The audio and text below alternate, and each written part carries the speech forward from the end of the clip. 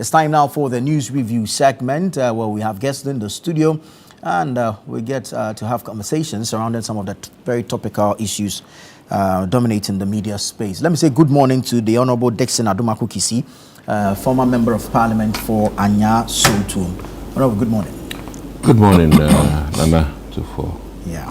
And then we have the Honorable Mohammed Adams Suparu, Member of Parliament for Sissala West, also here with us. Good morning, Honorable. Good morning. I see you're all clad in black. So Yeah. we just have to delve straight into it. Yesterday we didn't hear good news. A very unfortunate news having to do with the demise of the Member of Parliament for Akutia, Ernest Nyamekye.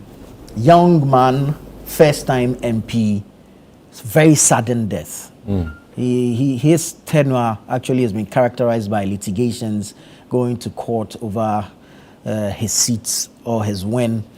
And anytime we're hearing of him in the news, it's actually over a court date, an arrest warrant. And to hear that he has passed, I mean, I'm not sure where you were when you received the news, how you received it, and how you took it. Let me start with you, since he's a member of your party folk. Yes. First of all, let me say that it's very sorrowful when any person dies. And my condolences to the family. Though he's a state property, because he's a member of parliament, those very much affected first will be the family. And I don't know how to even talk about this because either way we've lost him. And it's a time for reflection on some of the challenges within our politicking. And I must say, I mean, should I say asa, in the sense that he hasn't had it easy. I mean, winning the seat hasn't been easy for him. Mind you, he won this time, but he's been at MPP primaries more than once. Right. He duked it out with Amase twice. And, you know, this is a seat that was with Baba Jamal. Went to Amase, then came to NDC, and then we took it. So it's becoming more of almost like a swing type of seat. And he didn't get it easy to the extent that he's been to court on numerous occasions. And I must admit, sometimes when your own friend is in court, you're hesitant to question how things are going. And for that matter, to even find out how his own life or wellness is. But I was only discussing this on another station with regards to the stress of being a member of parliament. Some say that I look more relaxed now. And I must admit, it's somewhat of a load when you occupy that seat. Phone calls beyond midnight, phone calls at 4 a.m. And I always ask that question, who takes care of the member of parliament? You know, everybody is on you for bread and water, unfortunately, in our part of the world. Because other places, you know, the legislative person is not necessarily dealing with people's school fees, people's rent, because there are offices for that, which work very well. And I think that along the line, we need to really consider having governmental offices that attend to those, as it is, social needs, so that we are free of that burden. And then we can focus strictly on just doing legislative work. And then, most important of all of this is the need for all of us in politics to make sure that we get regular and frequent sleep and also checkup. You know, they are supposed to be working until I think Saturday. And, you know, that additional day. In fact, Fridays, you are lucky you get off a bit early. Has it been confirmed you have to work on Mondays and Saturdays? It's been confirmed? It's been confirmed. Right. So when we had up to Friday, it was enjoyable because by midday you're going, and those traveling far would go and all of that. But as it stands now, my only recommendation from a medical standpoint is that members need to find time for themselves and their health. Very important. And not all things are avoidable, but this reminds me of our experience with the Kumewu former member of parliament too.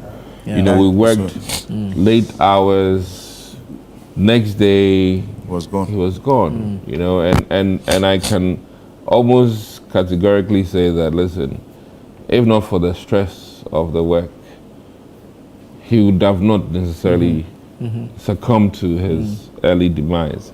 So I'm deeply troubled, and I think it's a wake-up call for all politicians, and for that matter, current members of parliament, to take their health seriously, and to for that matter, I think that when parliamentarians, you know, quote unquote, demand for better conditions of service, you know, the populace should understand that, you know, having thorough medical workup during and after your tenure.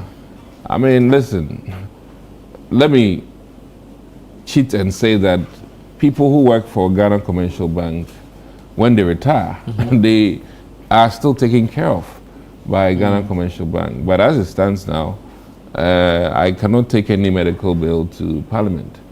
And these are very unfortunate. And not just him, there are many stories of members of Parliament who are struggling on health grounds. And I mean, I don't want to mention names, but I know some who are currently even struggling to meet their own health challenges in terms of the finances. You know, for procedures, be it pacemaker, be it very serious heart conditions, and they can't afford it. And you need to go through the Speaker of Parliament sometimes, based on his own benevolence or your leader's own benevolence. And I think that these are things that calls for us to look at more closely and carefully. Sure. To conclude, it's a very painful thing, and we're going to have to live with it. Did you know him? Oh yes. I mean, I you know, I'm an Easterner by birth.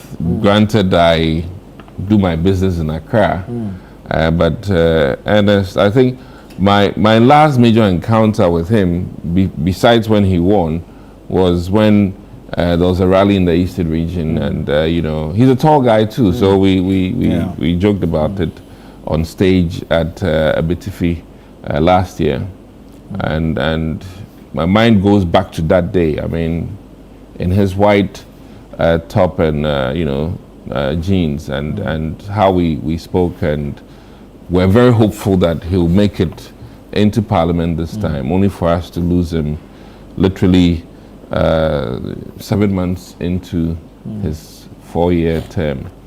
So to conclude, all of us are taken aback, but let me use this opportunity to help the general populace understand that, listen, should members of Parliament demand more for their health issues, let's not get too upset, because these are very important things, and unfortunately we've seen people die during their tenure. The John Kumars, you know, to say the least. So Basua was, you know, another example, and now Ernest, 40 years. 40 years, yeah. 40 years. I mean, he would have been 41 in December. Quite young. But then they say the good die young, so who knows? Very well. So that's the unfortunate bit. I don't want to worry the NDC too much, but you know, we'll leave it that way. Did you know Ernest Nyamekye? I know him very well. He's a friend. Let me put it that way. Despite the fact that we belong to different political parties, but Ernest, I'm very, very close to Ernest. And yesterday I was in Kumasi when I received the news on the phone when it happens. Let me say about it had just happened like 30 minutes when we both have a common friend, and so it was a lady that called, and yes, I was so confused. He just told me, he called and I picked Mo, your friend died, and I was confused. I said, who? The Ernest. Because we've been very close, and then when he came to Parliament too, we are on same committee, and that's how close we are. So when we travel for committee activities, we are always together. Our committee is chaired by Collins Drawda. So we see him as our father, and all of us, because the committee is very full of very young MPs, myself, he himself, Ahinkwa, German South MP, and no, that's German North. We are very young MPs, and so we do things together. Just a week ago, exactly a week ago, when Mountains meeting the agencies and the Lands and Natural Resources Committee, we were both having fun together. We left there just a week ago. We left Mountains last Monday, exactly a week yesterday. On Thursday, we were in Parliament together after the address of the Indian Prime Minister. He called me. He was at the cafe area. He called me. I joined him together with some MPs who were taking tea, knowing where. I mean, so I mean, it's hard for me to. I don't know. I was shocked. Did he have any known health challenges? Oh, I mean, with the way he's sharing memories of him, and clearly they were that close. So perhaps. Yeah, but not something that was physically seen in him. He's never complained of any, ill issues. Never. And then the only thing I heard, there was some publication last week about some 4 minutes, and so he was teasing me on that Thursday, and we're both making fun of each other and all of that. And it's so sad. So sad. Ernest, 6 months in the chamber, any MP can attest. One thing you cannot take away from him is his easy connection. Like he easily connects with people that is not met before. When he meets you, and the next moment you see him talking to the person, and as though he's known you for years. He's so lovely. I mean, I must be frank. I mean, this is a big blow for us as a country, and we pray that God should grant his soul journey to Fidels, and my condolences to the wife and his family, the constituency, Ghana's parliament, and Ghana at large. We've lost a great person, to be honest with you. And, there's something happening in Ghana's parliament that I think Ghanaians must pay attention. Our work is so dangerous to the extent that, but you can't complain also. Because when you come out to complain, people will ask you, it's no good, what are you doing there? Sometimes the pressure Look at how I sit. I'm very young. I'm equally 40 years. So but the pressure I go through, the number of calls, sometimes you'll be sleeping even at 12 a.m. Somebody will call you. There was a time I received a call at 12:30 a.m., midnight. And then the person was talking to me about job. So I didn't know what to say. Yes, I understand him. I could see that the person was speaking from a point of frustration. It wasn't his fault. But look at the time too. So the question I asked. 12 a.m. looking for employment. So yes, so I asked him, what is your time? That was the question I asked him. And he says that the time is 12 a.m. I said, are you aware that I am married and I'm sleeping, my wife is by me? Is it fair if somebody call you at this time? But why can't you wait at least in the morning? Yeah. But this, if you don't answer the call, so when I saw the call, I got panicked. I thought something was happening to him. You know, these are some of the challenges we face. And you see every member of parliament. I've never seen a member of parliament that people will praise him that for he answers calls. It is because you receive more than 1 million calls. And so out of the 1 million calls that you receive, you are unable to attend to all of them. So the few you are unable to attend to, go like, oh, they are all the same, they don't answer calls. That is not the situation. If you sit and you even say, let me be answering all the calls, even if you turn your office to a call center, you won't be able to respond to all of them. And these are pressures that come. You are listening to somebody's issue. This person is talking about school fees. This person is talking about marrying second wife. This person is talking about buying fertilizer. This person wants money to pay tractor for plowing his farm. This person's child has gained admission, no money for school fees. Isn't that what you promised them when you're campaigning? Food for his family. Exactly. So now you make so many promises when you are campaigning. No, these are not promises. All these things I'm saying, no MP has ever made a promise that when I become your member of parliament, I will help you to get married to 10 second wife. No MP will make a promise that when I become a member of parliament, I will pay your children's school fees. You live in a Muslim community. No, I'm not. So it is expected. I'm not limiting it to only Muslim. It will interest you to know that the second marriage thing, it is not only Muslims that get married. No, it cuts across. It cuts across. Do you understand? Look, let's say good morning to Larry and welcome him to the show. Larry, the editor of the Herald newspaper. So sometimes you have to even sacrifice what you have to give it to your family just to solve a problem so that you have your peace of mind. And that people... As identity, home cry. If you see that chamber, the chamber parliament there, I can tell you that more than 70 to 80% of the parliamentarians are all BP patients. I'm sorry to say it here. He's a medical doctor and he knows. He didn't want to say he's a former member of parliament.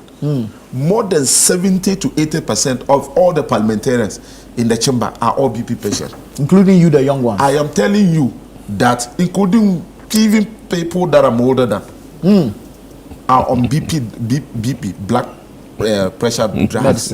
They take almost, you have to.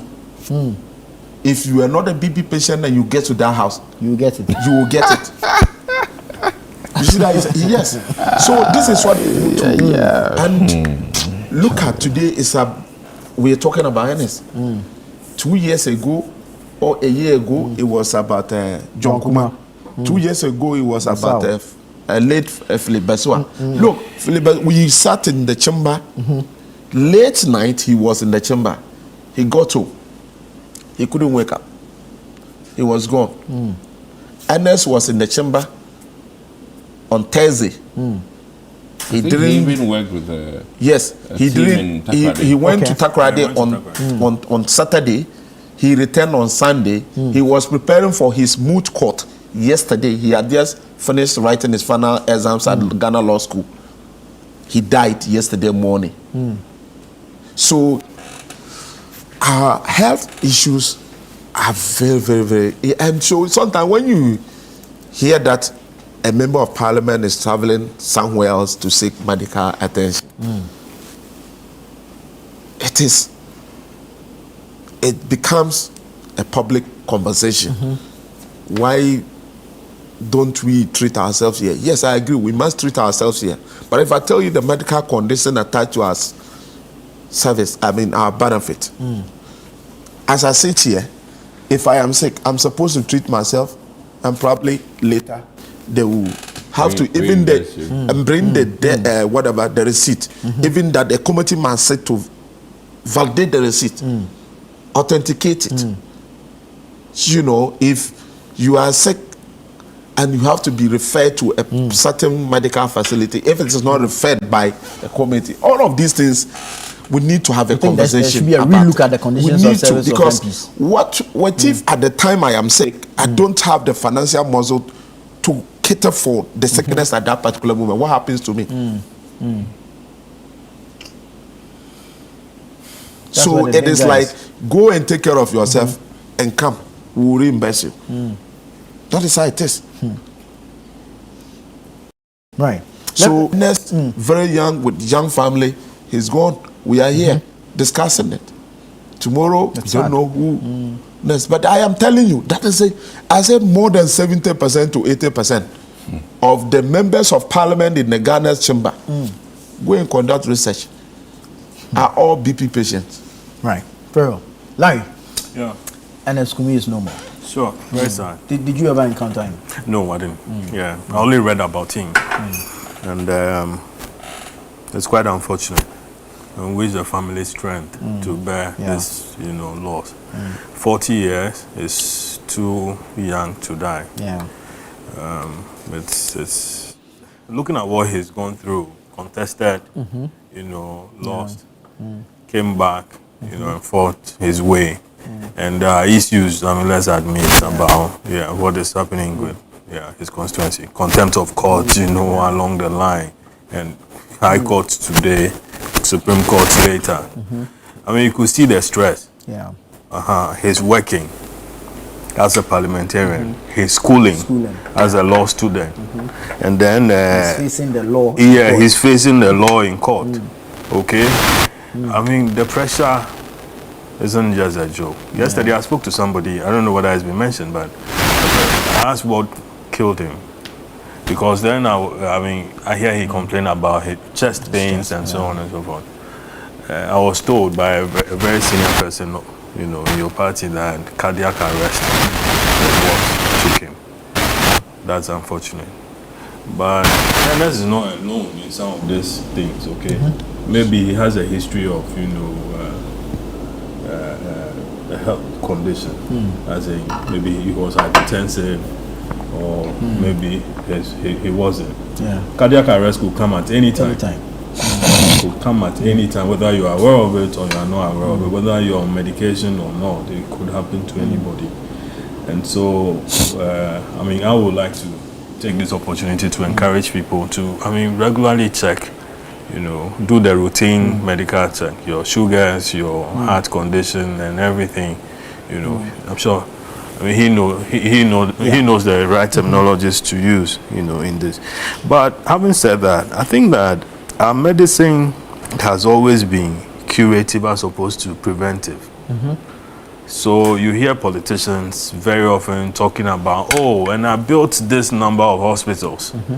I built, agenda 20, agenda what? 111. That became 11 something, and so on. And that, we've cast salt for that. We've done, this.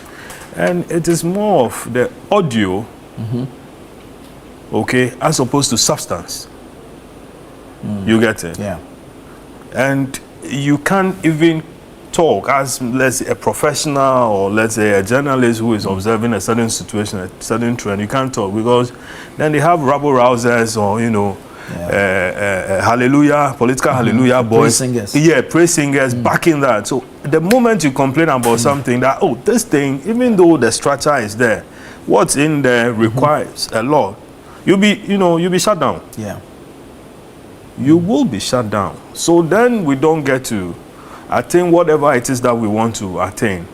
So like Suparu just mentioned, people are living with all manner of conditions. Yeah.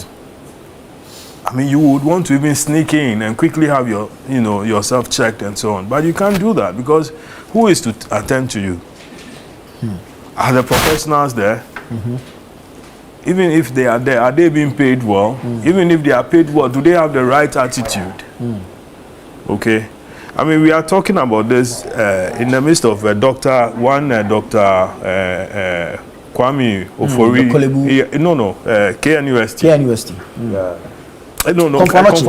Exactly. An emergency doctor who required emergency himself, but because there wasn't a certain facility. I think it's a defibrillator or so. Okay, that's a big word for me.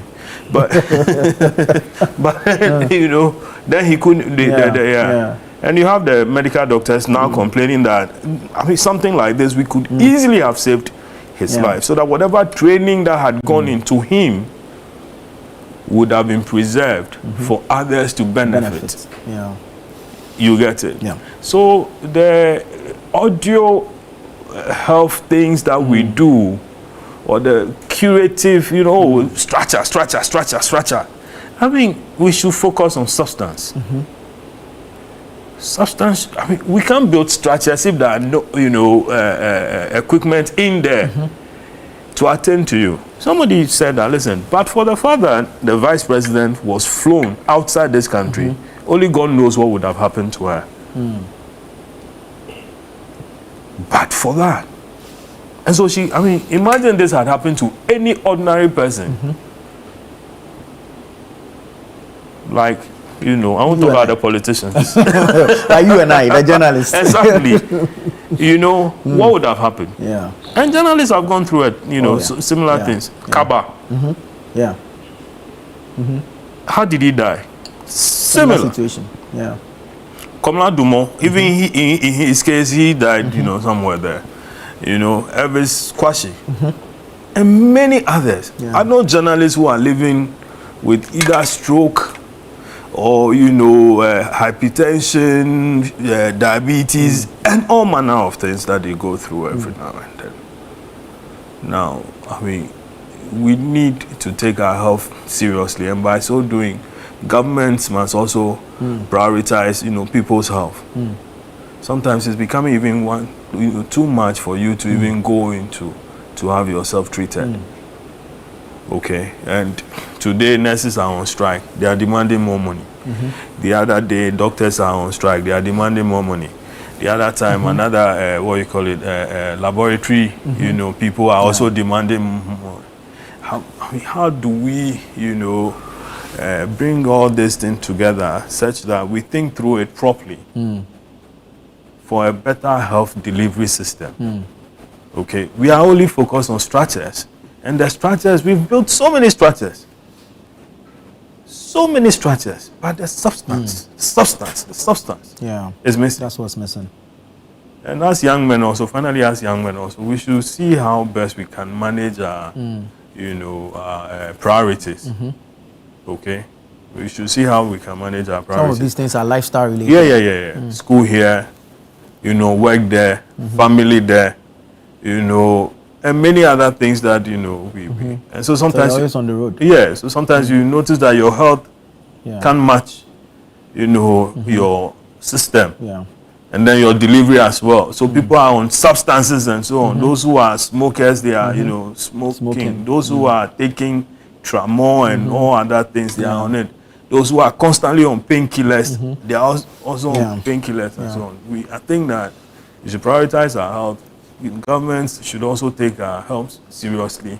And as individuals also who are, you know, experts in whatever it is that we have, you know, we have sworn to do. We should do that diligently so that we'll have a better life. Our condolences to the family, and we wish them strength in these trying times. But let me take you to Paru. The MPP has filed an injunction to block the rerun as announced by the EC. EC says it's going to organize a rerun in 19 polling stations. MPP says they do not understand where the 16 came from, because throughout, in their own estimation, the conversation has been about 3 constituencies. And they insist that even the deputy EC commissioner, 3 polling stations, thanks for that correction, 3 polling stations. Under oath in Parliament, Bossman Asare mentioned the 3 and even ruled out the possibility of a rerun. So now it seems that you at the NDC are okay with the rerun in the 19 polling stations. MPP is not. Your thoughts on Ablekuma North?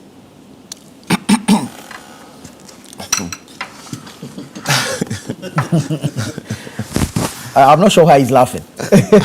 I'm laughing because today,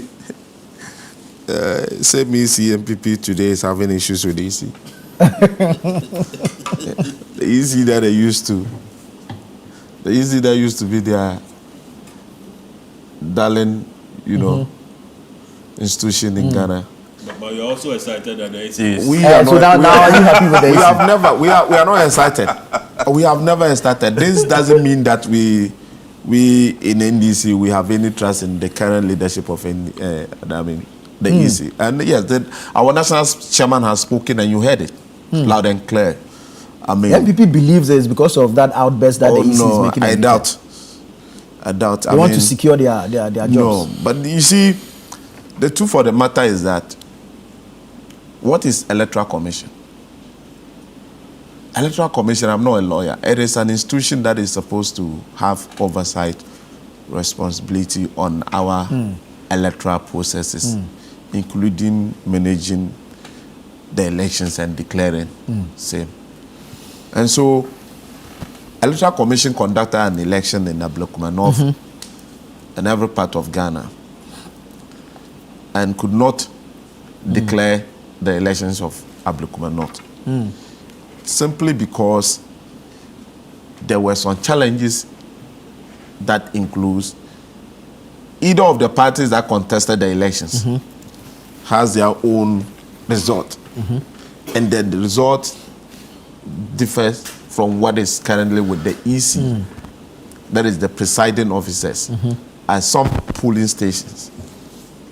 And I've stated it in one of your sisters' platform that if the elections of Ablekuma North,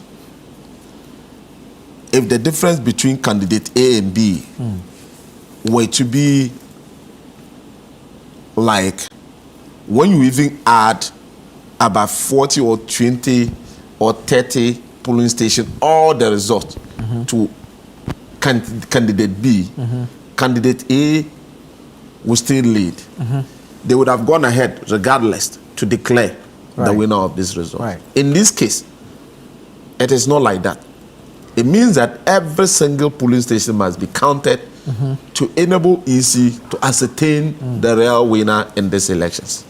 That is why we are where we are today. And MPP has their result in some of the contested polling stations. NDC has their own results. They are on their own pink sheet. MPP has it on their own pink sheet. Different from what is currently with the presiding officers at those various polling stations. How is EC going to resolve this issue? The best is to rerun. And EC has decided that they are going to rerun the elections at these 19 polling stations, which I do not have fact to speak to polling station by polling station. MPP is saying that it is only 3 polling stations that has issues. EC is saying they think that they must conduct or they must rerun the 19 polling stations. I don't have a problem. For the first time I've agreed with them. I don't have a problem with them. You agree with In fact, yes, this is the first time I've agreed with them. And that doesn't mean would you have agreed if they were rerunning on 3 polling stations? Because about 3 weeks ago, we heard Bosman Asari say in Parliament. And if you are saying that EC says, you said Bosman Asari said in Parliament 3 polling stations. It is not NDC who said 3 polling stations. NDC, our stand was that it should be a rerun. A total rerun of the entire constituency. Because if you cannot declare the results, go and conduct elections in the constituency so that you get a representative for them. That was our stand. And so if EC, upon second thought, or perhaps they sat and they look at the issue and they said they must rerun 19 different polling stations, I don't see the reason why MPP is saying that they should not be rerun. Look, mind you, MPP is not even contesting the number of the polling station being rerun. They are contesting the entire rerun, be it 3, 1, to them, there should never be a rerun. They should go ahead to declare the result. How do you declare such results? A court has ordered the EC to go when ahead you say and make the court orders EC not only on Ablekuma. There were other constituencies, you remember, including Tama Central. Tama Central. And then the court ordered, go back and do recollation. Is that not what the court ordered? Yes. Complete the collation and declare. It's so complete. And I went, court has ordered them to go back and complete the collation and declare. They went back, they could not complete it. Are you saying that EC do not have the mandate to take a decision? They should go back to court. EC says they've written to police for protection. Police says they've written to AG for advice. No. But in all of these things, what's the challenge? In all of these things, there is a contention. You have your results. Candidate B has his results. EC is having a different result. Which one is he going to take? Is it EC's result? Which the candidate, none of the candidates is agreeing to what he even is having. So the best thing is to rerun. Court has ordered them to go and recollate, and they should go and collate and declare. They've gone, they are not able to collate the entire results. So they must rerun it and collate and declare. But you can also collate and declare, and then the aggrieved party can go to court. So which one? That's it. Because it's not always that both parties are happy with the referee. Exactly. Decisions. In this case, let me tell you this then.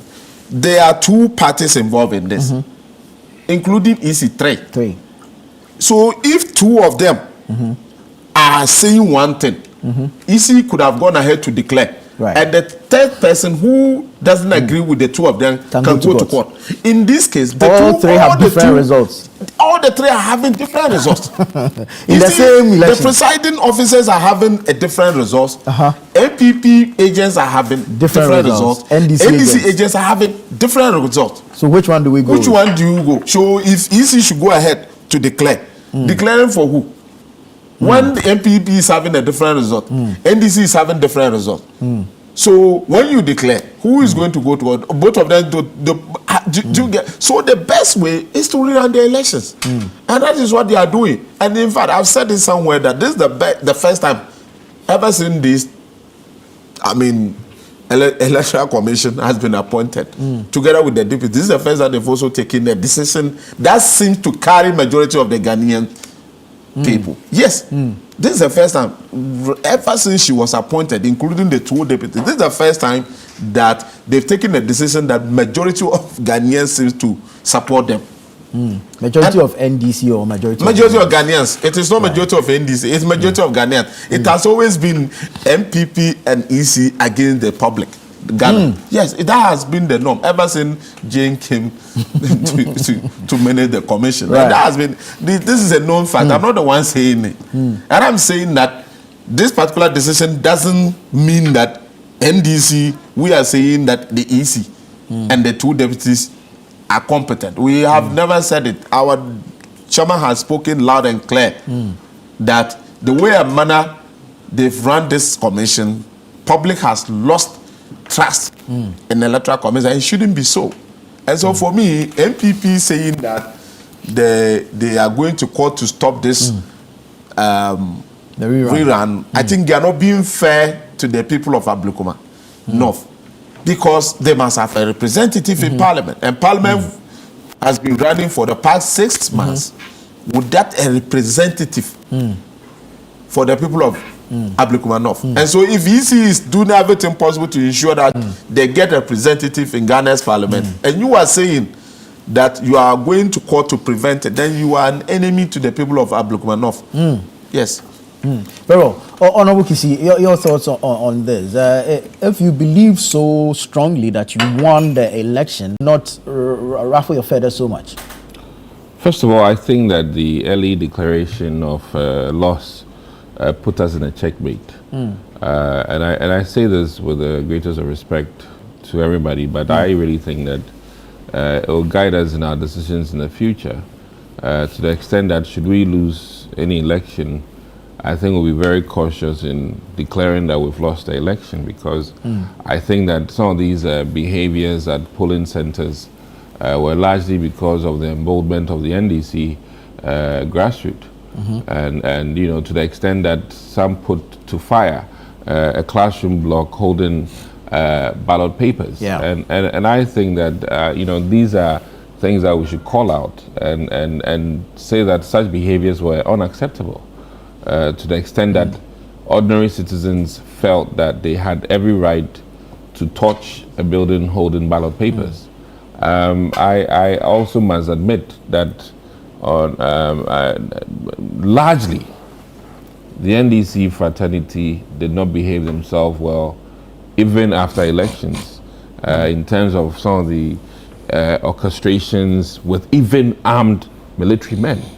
And the NDC. Can I make my point? Please do. Okay. So I think and I didn't mince my words that our early declaration of a loss, I can cite Obuasi East. I can cite even another. He wants to blame Bawumia. Please. Please allow him make his I've not said that here, please. Don't put words in my mouth. The early declaration of loss. I think the MPP in the future will never and should never accept a loss ever early again. Even if it will help ensure peace across the country. Thank you. Well, you see, there's so many sides of this argument. I felt that there are party stewards who could have signaled to Ghanaians that yes, we've lost, and that should have been enough. But we should have, waited out for our parliamentarians to be declared fully, and not as it is, unfortunately, emboldened the NDC grassroots to behave in the manner in which they behaved at so many places, and it has cost us many more seats. And I can cite the likes of Anodompe in the eastern region, Obuasi East, even where we are now. This Inquitia issue, which I don't want to belabor that point. Okay, Central. Okay, and Honorable Patrick Boamwa would have lost the seat when clearly the young man knew that he had lost. So one, the NDC's after elections behavior, very unacceptable. And though you're my friend, I must admit, even the likes of Sam George, some of the things he did at Ablekuma North, as a statesman, very unacceptable. And I'm not surprised that you are very happy with this decision of the EC today. I'm not surprised at all, but you are being so unfair to those who have cast their votes. And when you cast your vote, and excuse me to say, somebody burns the ballot, it's an infringement on your rights. It's very serious infringement. And I'm up to date. I'm wondering how nobody has been arrested. The police service, for me, has disappointed the ordinary voter whose votes or ballots were burnt. Where lies the investigating body? What have they arrived at? Was it 2 or 3 men, 4 women, 5 women? When are we going to arrest them? And I'm still dumbfounded by the fact that when declaration could have been done, somehow, magically, police protection was missing in the whole equation. And I'm still trying to make sense of it, where police that is supposed to protect the Electoral Commission for them to make a declaration. I mean, there are videos of the presiding officer feeling threatened. And it's not just at Ablekuma North, in many places. But as it stands, this also largely is due to people who did not turn up to vote.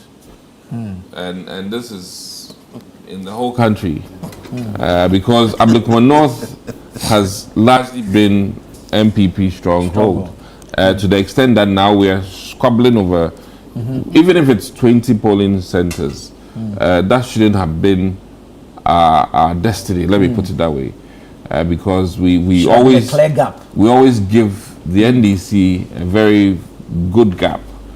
Now, as it stands now, I say there's a checkmate because history and politicking and electioneering will advise you that once there's a sitting president, in the person of the NDC administration, it will sway voters to vote a certain direction, and that is why we've always been opposed to doing a presidential election first and then doing a parliamentary, because once Ghanaians know that the MPP has won presidential, when they are going to the polls and it's a swing state, they better do business with the government in power.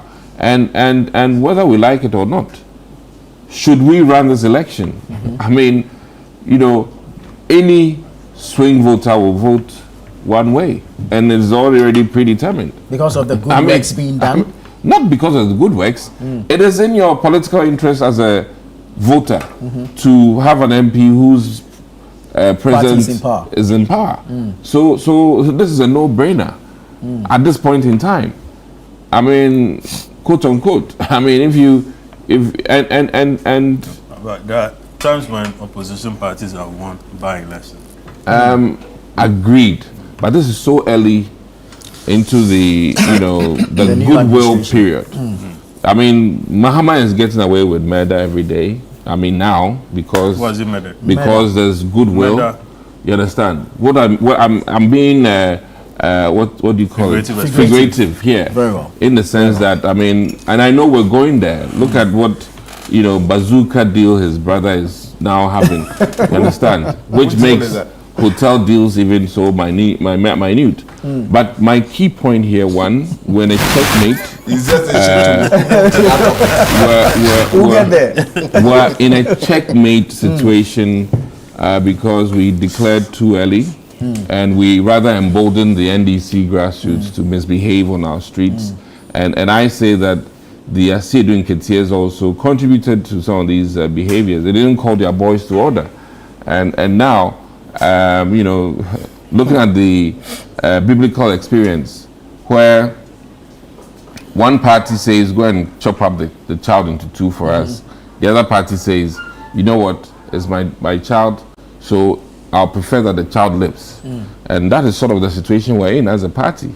And I think that the secretary for the New Patriotic Party will talk after deliberations at NEC and put it out that, listen, because mind you, if we allow this election to run, there might be violence.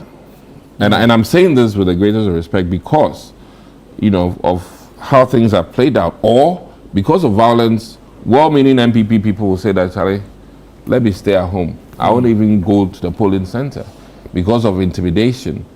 And we know how people behaved at Ablekuma North after the election. Very well. Some very buffy men, I won't use the word macho, buffy men, and behaving erratic to the extent that they'll touch a building.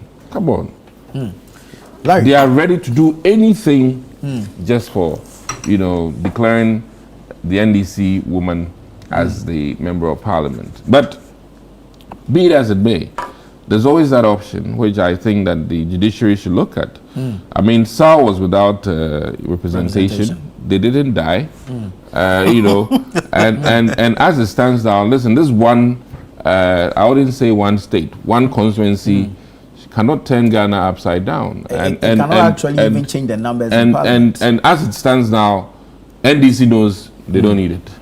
MPP too, the one won't do anything. It won't do focal for us in parliament. In parliament, I mean, as it stands. But the people need a representative. Yes. But mind you, they have a municipal chief executive who's not in parliament. Who's doing they need the a government rep in parliament. Listen, forgive me to say that, you have a say when you have the numbers. At this point in time, the MPP doesn't have the numbers. The NDC will not need this to push any freaking bill. They don't need it. So even in the interest of being nice, the NDC can say that, to you. You know what, MPP, we need that seat.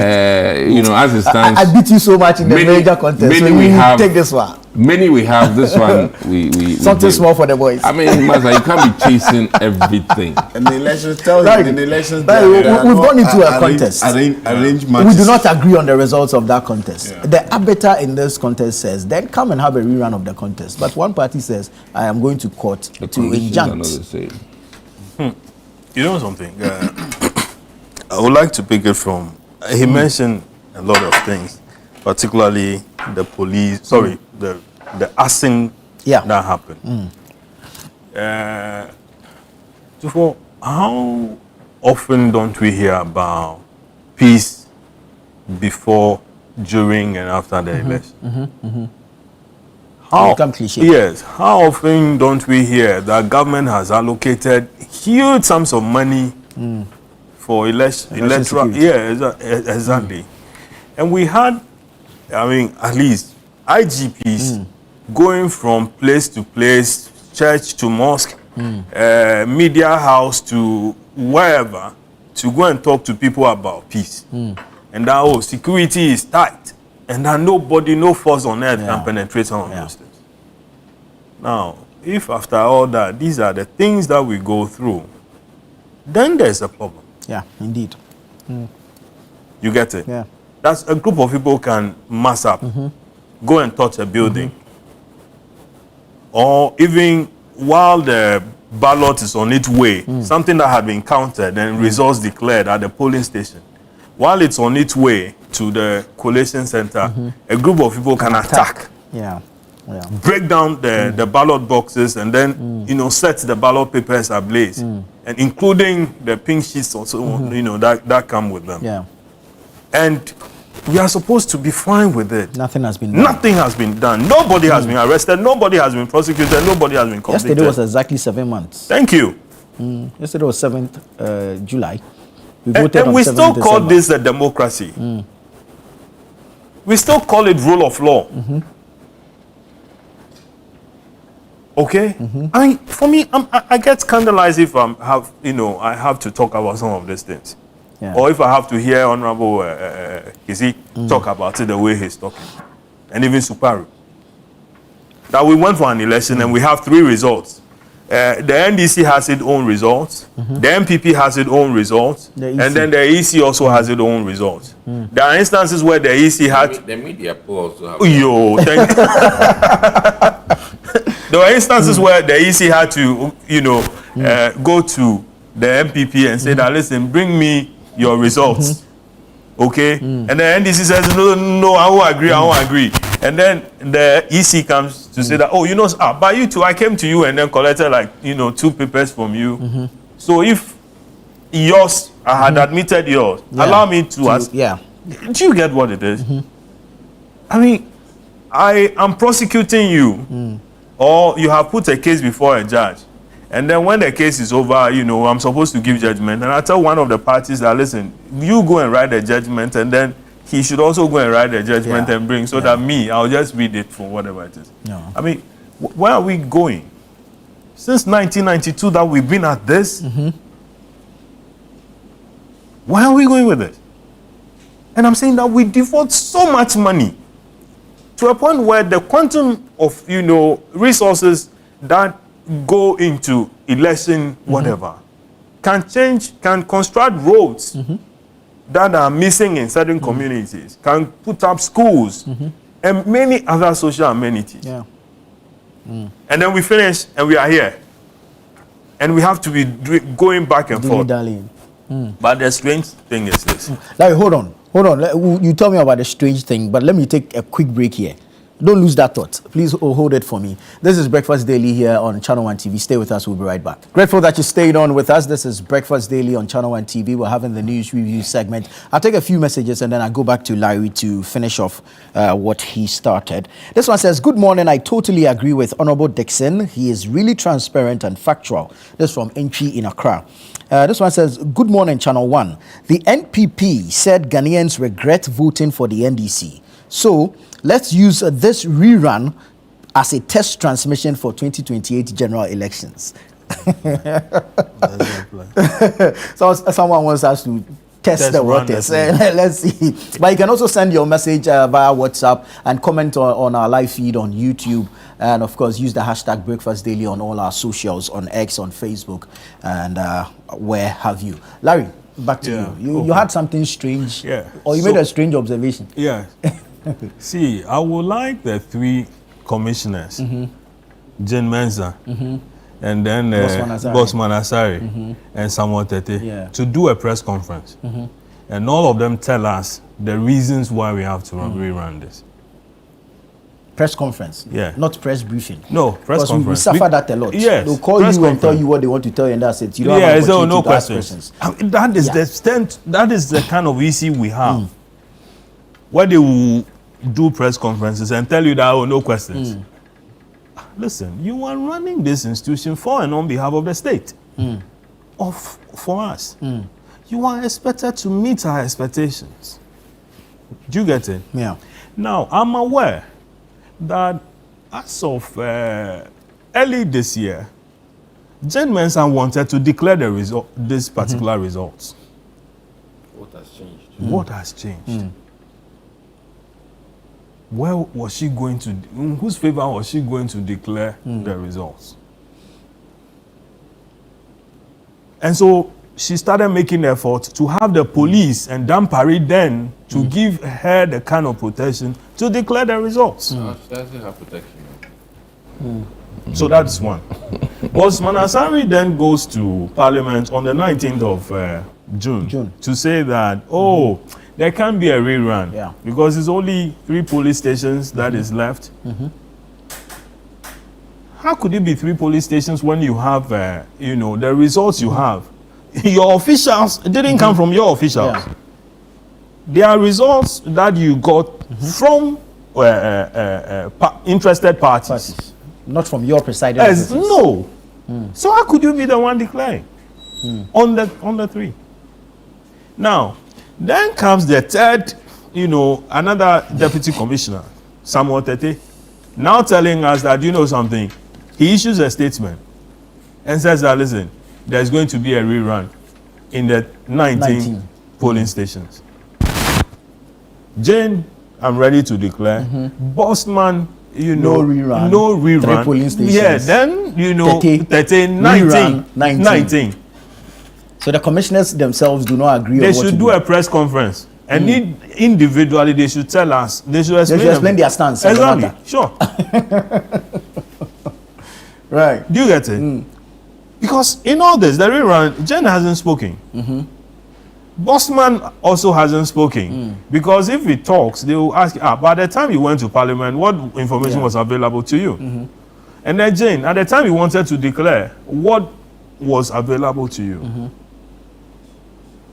You get it?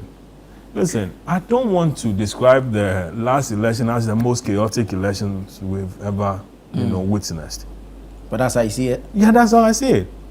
Kwabenya, there was an issue.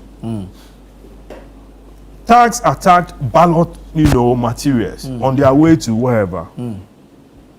And we were not sure whether the lady had won or Michael Quay had won. This Ayawaso West Wogon. We were here, 2 of us. Yeah, we're here. We had reports, including party people arresting, guys who had attacked ballot boxes and then handing them over to the police. And per some of your the accounts of some of your reporters, they said that, listen, some of these tags were arrested, by citizens and then handed over to the police officers. And the Legon police were rather begging on their behalf. The Legon police or the police officials that were deployed to go and police the thing, and that you don't even see a pin drop. When you see somebody holding a knife, you deal with the person. But we had people who had lighters in their pockets. They had maybe petrol or whatever, inflammable substances in their pockets, and then they could then, touch this thing. Something that we had paid for, state property, because there were bound to be disputes. And if those disputes arise, courts would have to make a determination as to whether or not we should do recounting or whatever it is so that we can settle this, some of these things. Because electoral issues are very, very, very volatile issues, and they could destroy a country whatsoever. Ivory Coast has witnessed its fair share. Togo has seen all that. Ghana, we've managed ourselves better, but the other one, Techiman North, South, South. Exactly, where people were gunned down. The other one, one of the Accra constituencies and so on. Where a girl who is not even a voter was also gunned down. What came out of that prosecution and what didn't come out? Even a sitting member of parliament was beaten and chasing Sam George. You will not talk about that one. Well, Ayawaso. So, all we need is a little spark here, a little spark there, a little spark over there, and the thing explodes. We need, the police can't just come and talk and go away. I recall President Mahama gave a directive to the police administration now that, listen, he wants some results on that, but some of this. What has come out of it? What is the IGP doing about it? We haven't heard yet what they've done. Are we just, people just taking appointments and then going to bed? Because there was wild jubilation when he took up the appointment. I want to believe that those people expected certain results to be done, a departure from what used to be to a new one, particularly when the government has promised a reset. So we should be seeing results. People should be put before court by now. The president's directive has to be, adhered to. Exactly. Thank you. We haven't seen anything. And what reforms, what review has the EC also done on the election? Such that we are informed that, something, here we did this, here we did that, here we did that, and that given the same opportunity, next time we will do better.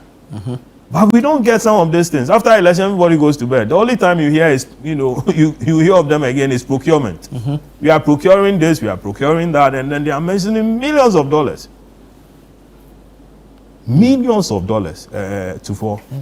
Having said that, I think there's this subtle attempt to blame Dr. Baumia for declaring, conceding defeat very early. Some people within, there's a school of thought within the MPP that, feels that, listen, he shouldn't have. And President Akufo-Addo, ex-President Akufo-Addo belongs to that school of thought. That, he shouldn't have considered. But listen, the election, that kind of results that came, the numbers that NDC got was like an army ready to explode. Had there been any small delay, I'm sure this country would have been in a bad state by now.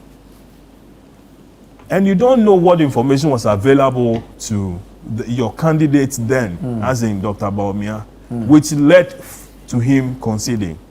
I have heard that, there were calls on him not to concede so that the party, as in the ruling party, can do some pa. But then, the man felt that... I think that is not the case. Okay, I said I have heard. Yes. So then, he had to quickly concede. Okay, and then damn the consequences.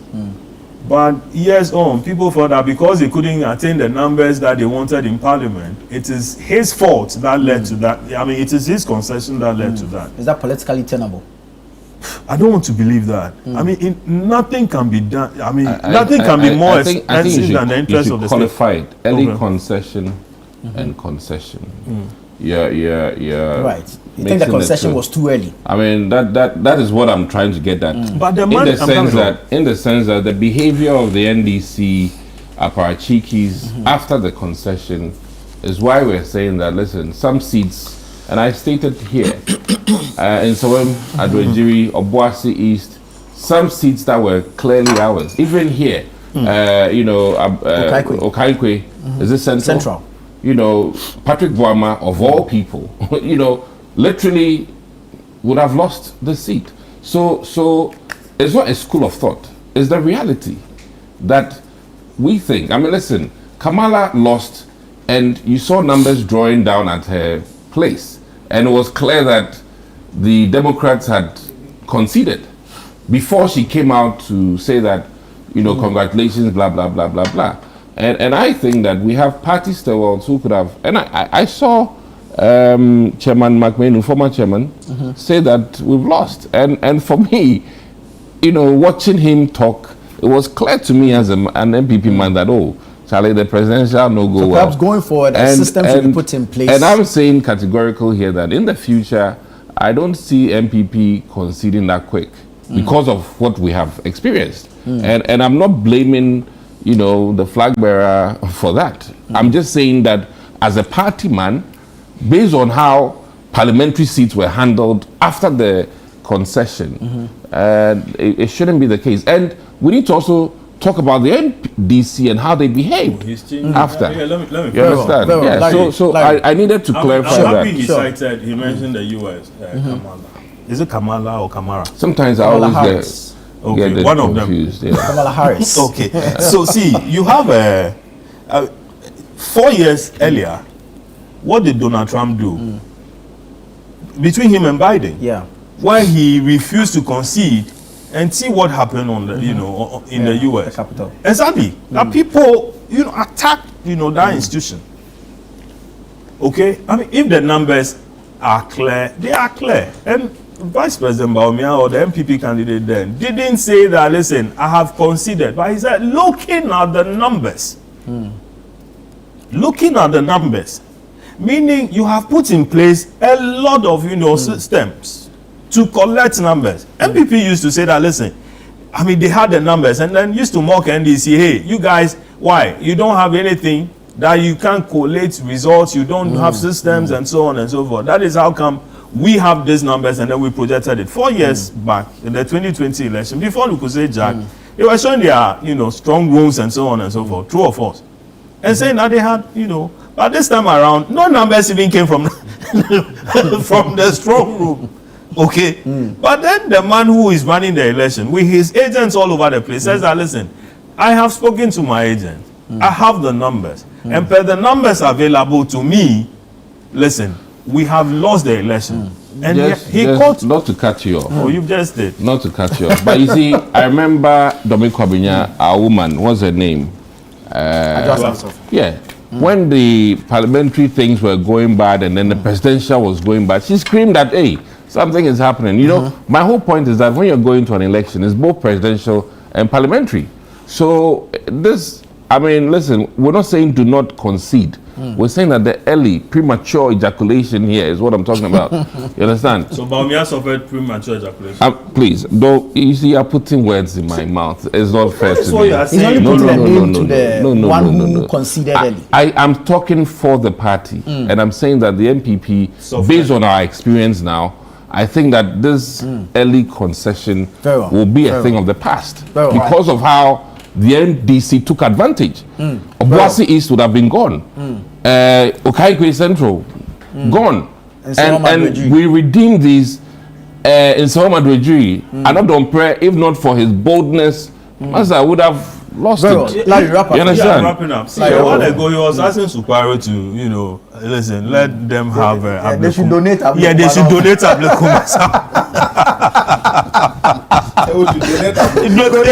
Bless them with Ablekum. Are you saying that the peace of the country is less important than the seats that you guys, you know, wanted? No. Easy. You are really raising things up. My whole point is that there's nothing wrong with waiting for appropriate numbers to come in to make a declaration that, I've lost. You understand? And my key point here is that it is not just the presidential, it is presidential and parliamentary. But for our early declaration, it emboldened the NDC apparatchikis. Tensions were building up. And then, no, listen. I mean, how can you have tensions when the EC has not declared?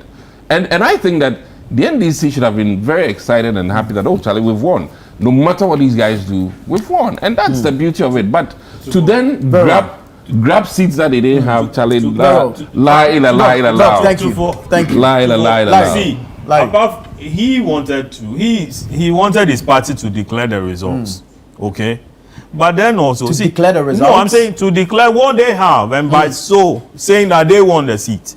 No, he wanted party stalwarts to condition the minds of party supporters towards the loss So,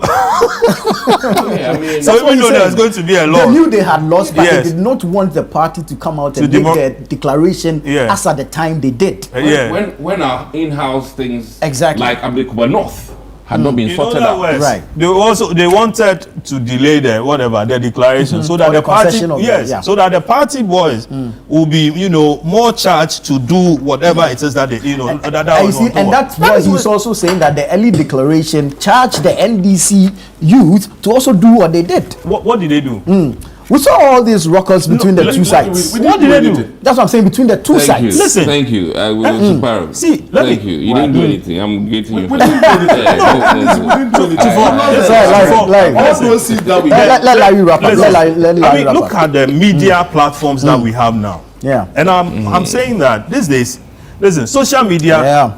So before even the parliamentary candidate will hear the results, It's there. somebody has already posted it. Yeah. So it doesn't have to come from the party person. Even the social media guy, these bloggers and so But on. the party person gives it legitimacy.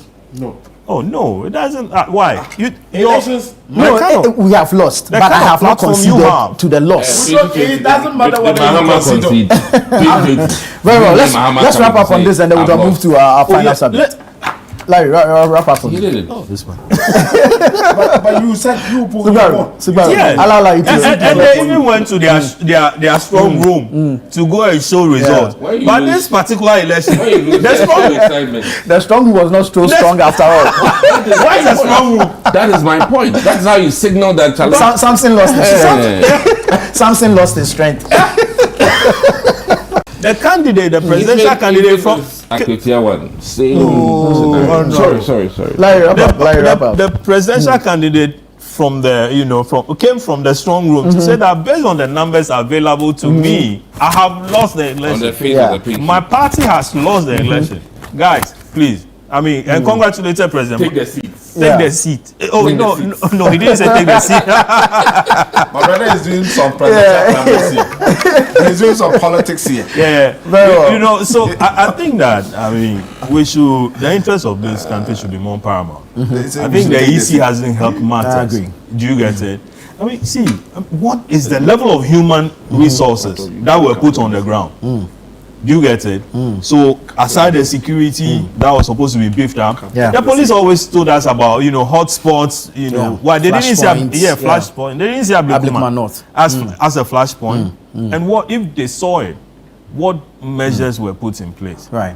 You get it? Right. So, and this thing where electoral officers will now have to be relying on Party pin sheets. for results. Scanned pin sheets and not even original pin sheets. Some of the party guys, if after the declaration when they had lost, they went home. 2 hours later, we have. Let me take a few quick messages. Alaji Hamza from Pig Farm says, good morning, my brother. In my humble opinion, the EC should be held responsible for problems that we are all going through at Ablekuma North at the moment. They have demonstrated pure incompetence in the handling of this issue, and the earlier they find a solution to the problem, the better. In any case, my hard scanned copies from a particular political party to be used to collate election results. This is totally unacceptable. I am told the MPP are in court, so let's see how it goes. But a rerun must happen. In my opinion, it is the way to go. Good morning, Nana24. Please, the conversation is missing. Please, there was an observation around all the polling stations, including media representatives. The ballot was open and counted at all the polling stations. Then the observers and the media collate the results. And who do you think has emerged the winner? You guys are not being fair to MPP. Why relying on the town pink sheets at the collation centers while the ballot was counted at the polling station? This one says, good morning, per what the former MP for Anya said is true. The earlier concessions of MPP in the 2024 general election is what is bringing all these problems. Thanks. All right, quick one. Yesterday, EMP secured a $100 million loan for major mining deal. It's the first indigenous large-scale mine ownership. Indigenous. Good news? Good news. I differ. It's nice that an indigenous businessman is having this. The problem here is that he's a brother of the president. Okay, forgive me. We were here when non-brothers who were just in the government. Oh, please let me land. you know, this is like love brewed in a state capture book, and I'm waiting for the like Okujato Ablakwas to come and tell me now that, you know, where is their voice with regards to quote unquote state capturing. So this is beautiful. This is a test case for Okujato Ablakwa, the Foreign Affairs Minister, to come out and tell me, educate me, how this is not state capture. I wish Ibrahim Mahama well. I love him for being a businessman, but you see, when your business thrives better because your brother is the president, it is worry. And you know, in fact, if Nana Addo Dankwa Akufo-Addo had done this, oh my goodness, hell will break loose in this country. There are instances, and let me be very categorical here. The NDC was asking why Data Bank was, quote unquote, benefiting from governmental transactions. And here we are. Listen, this mining concession is... But Data Bank is still working with this government. This mining concession is quadruple the quantum of revenues that one sole individual. I mean, this is the first Mahama move, and my goodness, it's beautiful. But this couldn't have brewed overnight. Oh, listen, we know clearly the quantum involved. It means they must have started before we came into power. What is different? You've left the Data Bank is still working with government. No, my key point here is that government is not even involved in this transaction. Oh, my dear. He's Larry, an individual, a private individual, a businessman. There's leverage you get from being the president's brother. In case you don't know, I'm telling you this. Bumpty got the same thing. And I learned this. Bumpty got the same I thing. learned this through the NDC. Bumpty got the same thing. I learned this Bumpty through the got the NDC. same thing. Bumpty got the same thing. No, you see, let me even add that today it is quite clear that the MPP did well. The supposed friends and family, then nepotism, what we did was 101. This is 241. Very well. Okay. Subaru. At least you did something. Are you rushing on this particular topic? Well, we're running out of time. No, but you see, this is the first time I can understand, but we're running out of time. My brother is watching. and a friend. One more time. This is the best decision ever taken in the interest of Ghanaians. But I'm surprised he's trying to do comparison here as comparing this particular acquisition to what happened in the previous regime. We are talking about a private sector acquisition. This is not a government-owned company that has been acquired by Engineers and Planning. And you know, Engineers and Planning has been in existence before even the president became the vice president. The vice president became the president, then his first term, and now the president. And Engineers and Planning has been one of the well-established, experienced mining indigenous mining company in Ghana. It has about 2 decades working experience, and it worked with well-established organizations like companies like Goldface Ghana, Ashanti Gold, Damine, Newmont, and what have you. He's executed huge contract with them, and he has experience. And particularly, I am happy as a member of parliament coming from the Upper West region. Azima Resource that has this particular concession that has been acquired by Engineers and Planning. I mean, you know, the concession is in the Upper West region. Yeah.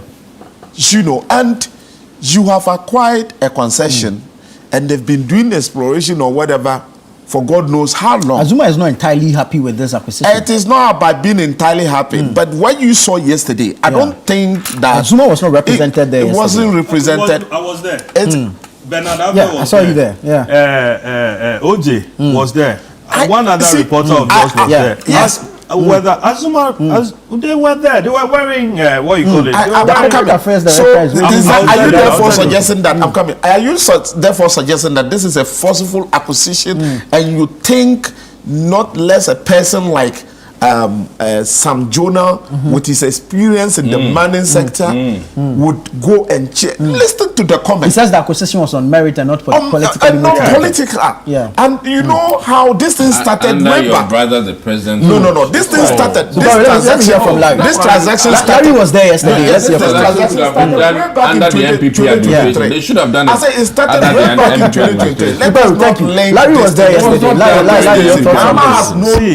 Subaru, thank you. Thank you. As far as Thank this you. acquisition is See, concerned, I am saying he has hands. Thank you. Thank you. I mean, Gentlemen, please. that's my to private perception. acquisition. Gentlemen, It's please. my Thank you. perception. Thank you. You Larry, know What's what? your perception? Listen, Yes. years ago, I'm entitled to I this. was at You're certain entitled level. to it, no problem. But having run the Herald for some time, and also notice that Charlie, I have workers that I have to pay at the end of every month. And the fact that Charlie, some of these people, their kids' school fees and other things, depends on what I do. You get it? So my approach to businesses these days, some way a bit relaxed. I don't do the hard politics again.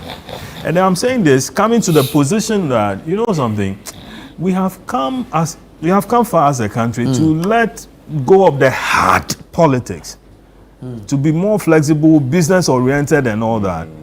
And I'm saying that reference to the candidates he's trying to push, who is Brian Champon. Brian and I talk, very often. But he's not mentioned Brian here.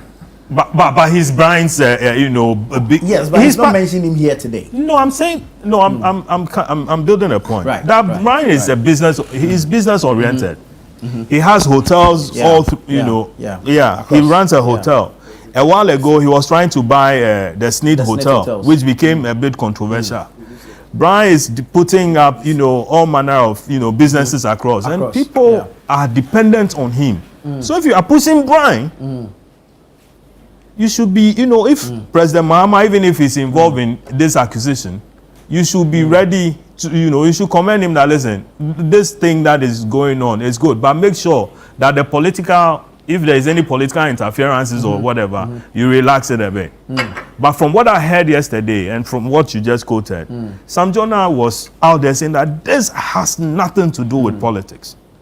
I take his word for it. No, not just him, but speaker upon speaker who mounted that podium yesterday spoke about how this deal started long ago, even when President Mahama wasn't. I'm coming. When President Mahama wasn't president of this country, But was and that started like that? Oh, I'm coming. End it for me. We've run out of time. I'll end it.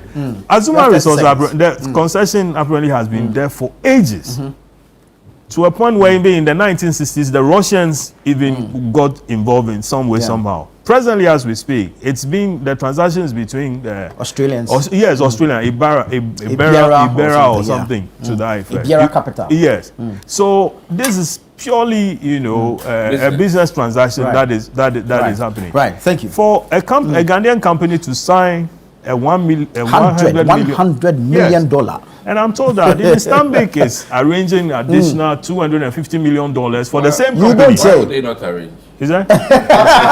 Exigencies of the time, so Al-Hassan Dani mentioned that, if in the past they've given resources over 120 something million to the same EMP, and they paid off. Very well. Gentlemen, thank you so much. Unfortunately, we've run out of time. When we come into power, we've run out of time. Thank you so much. This has been the news review segment here on Breakfast Daily. Thank you for your time. Stay with us, though. The show continues.